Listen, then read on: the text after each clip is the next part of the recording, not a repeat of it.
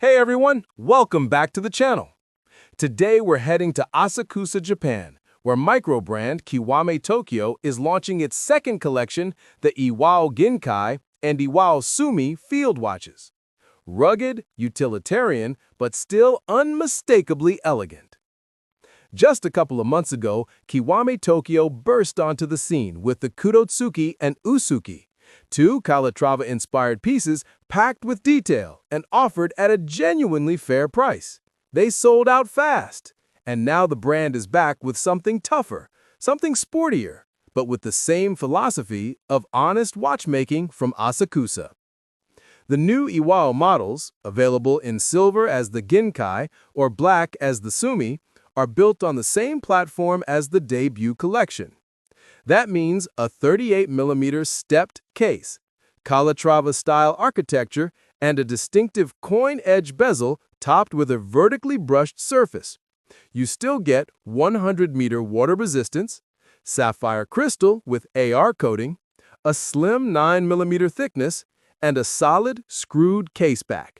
So, yes, these are field watches, but with refinement baked in. What changes everything is the dial. Gone are the brigade numerals and delicate hands. In their place is a clean and confident field watch design. The dial now features a textured grained center, a satin-finished hour ring, a functional angled minute flange, applied numerals at 12, 3, 6, and 9, and a beautifully arched logo plate at 12. The result? A two-layer dial meant to express roughness and calmness coexisting. And honestly, it works. Inside, Kiwame Tokyo sticks with a proven engine, the Miyota 939. It's automatic, runs at 4 Hz, offers a 42-hour power reserve, and comes in a clean, time-only layout.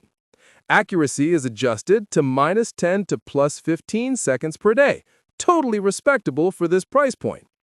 Both the Iwao Ginkai and Iwao Sumi come on quick-release leather straps, and the pricing stays true to the brand's mission, USD $690 before taxes. The watches go live on December 25, 2025 at 10:30 a.m. Japan time at kiwametokyo.com. Let me know in the comments, are you Team Ginkai or Team Sumi? And if you enjoy discovering new Japanese micro brands, make sure to like and subscribe. See you in the next one.